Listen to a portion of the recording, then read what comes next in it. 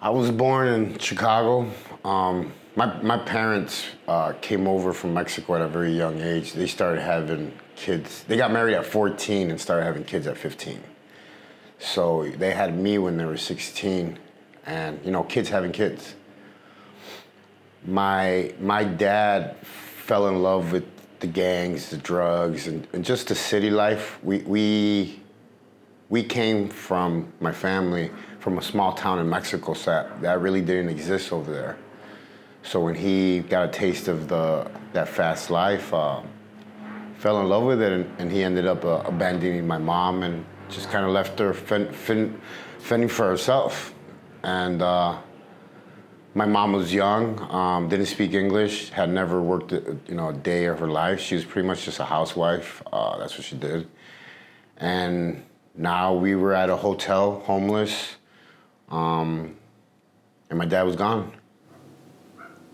How old were you at that time? 4. I remember small little things. I remember all our stuff in the car. I remember the hotel was green. I remember little small stuff, but I also remember the pain that I could see on my mom's face that day. I think that's what I remember the most. So from being in hotels with your mother, where did things go from there? She had to move in with her brother, and when she moved in with her brother, he was the person that started molesting me, raping me. He had a dark room where he would lock me in for hours, and he would torture me with water. He would drown me and pull me out. It was torture. How often did that happen? A lot. All I remember is, getting beatings for like nothing. Opening up the gallon of milk on accident when there was one open, or eating something that I didn't ask for. It was always a beating for the smallest things, and I got used to it. And I became numb to the beatings. I became numb to the rapes. I became numb to the drownings, and I became numb being locked in that dark room. When he came around but wasn't actively doing those things, what was he like? Like, how would he just communicate normal with your mother? And yeah, it was like having a relationship, I guess you could say, with somebody that's bipolar. 1 minute he was beating us, another minute he was taking us to Great America. I grew up very confused, very.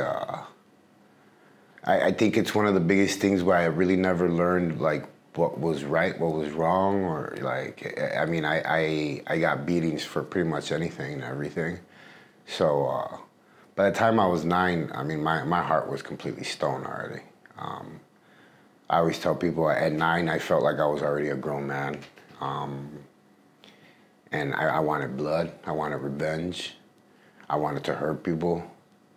I wanted to hurt people the way I hurt it. do you think that anger all came from what your uncle did to you, or do you think it came from other places as well? Well, it had a lot to do with him, but it also had to do with, my father leaving and putting us in that situation, and, him not caring. My dad was my hero my whole life. He still is to this day. I don't change how I look at him. I just wish he would have done something. So at 9, where do you go from there? At 9, my mom really didn't mix well here in the United States. She didn't like it, so she ended up moving us back to Mexico. I was already highly damaged, so I spent most of my time running the streets in Mexico, and I got into a lot of trouble in Mexico. And Mexico is, a lot of people think that I started hanging out with gangs in Chicago, but I started hanging out with gangs in Mexico when I first started getting into trouble. And, I was 10 years old, and I was hanging out with guys that were 18, 19 years old, and in Mexico it was very different back then. The gangs would all meet up in one place and fight like back in the days, you know what I mean? They call them riñas. And I just learned to fight, to take beatings. I mean, I'm not that much of a good fighter, but I could take a beating. And I just became numb, man. I became numb to feeling any kind of good, I guess. So besides the fighting, what else were you and your new friends in Mexico doing? I started drinking heavily, started smoking cigarettes. You know, I started messing around with women. And what age is this again? 10 years old. You know, they always brought girls around. They were older, and the girls would always pass out drunk or something. There was always girls around, so like, I was already having sex at that age. I was already very misled, you know, with sex and drugs and just alcohol. Would your mother, you know, catch you doing any of these things, or how involved was she? My mom was just so busy with work and trying to survive with 3 kids by herself in Mexico that I don't think she really comprehended like how bad things were or how bad things were about to get. And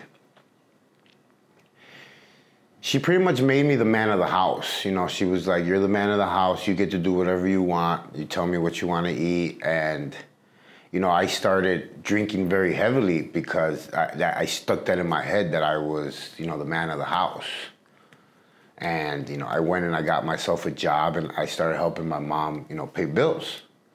But I was still very out of control. I was still I would steal a lot. I was always running the streets. I mean, I was always up to no good. And finally one day my mom just got tired and, you know, she beat me. And my mom would beat me a lot too, you know. My mom wasn't well either. My dad did a number on her too, you know. So she would beat me and one day I had enough and I told her, you know, you're not gonna do this to me no more. You know, I'm a grown man now. And she's like, okay, then I'm gonna send you to your dad's house then. And my dad lived in Chicago at the time. So she sent me off to my dad's house. I got to Chicago in 1988, summer. It was hot. He was waiting for me. My whole family was waiting for me, the Almanzas, me and my grandfather and my grandma. Everybody was still alive back then. And, you know, I remember getting off the plane and saying, you know, wow, you know, I finally have a family. But when I got to my dad's house, you know, my dad was always gone. He was always dating somebody. I was always home by myself. So I started running the streets again. I started running the streets and getting into trouble. And finally, my grandparents stepped in and they said, no, you're gonna come and live with us. But I was, like I said, I was already so damaged that, you know, they were old. They couldn't, you know, control me. I would jump out the windows. I would run away. And finally, I just ended up, you know, joining a gang and I ran away from home and I just never went back again.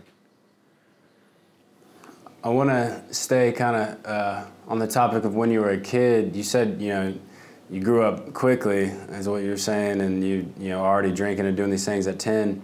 Do you remember what it felt like, what emotions it brought when you felt, you know, maybe the first time getting drunk or having affection from a female like that? Did it kind of provide anything you were looking for, or was it just something that everybody was doing and you were just going along with it? Honestly, I didn't have no feelings. I was very numb.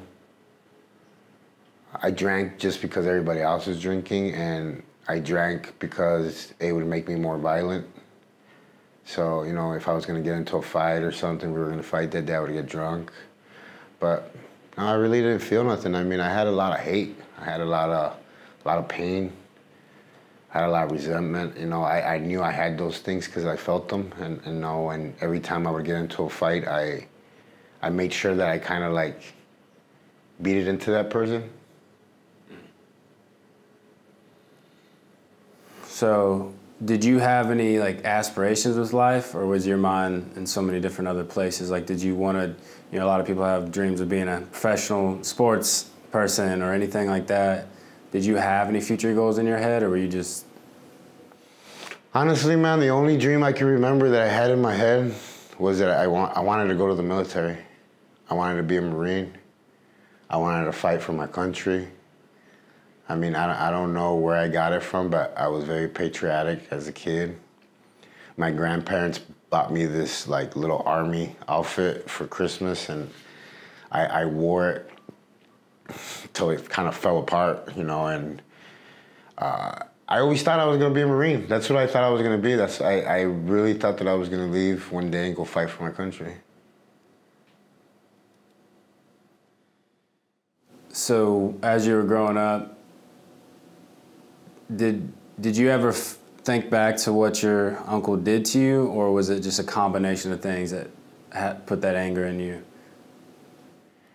I always thought about him. I never forgot, because for a long time, what he did to me, I used to believe that that's what I liked, or that's what I was supposed to do.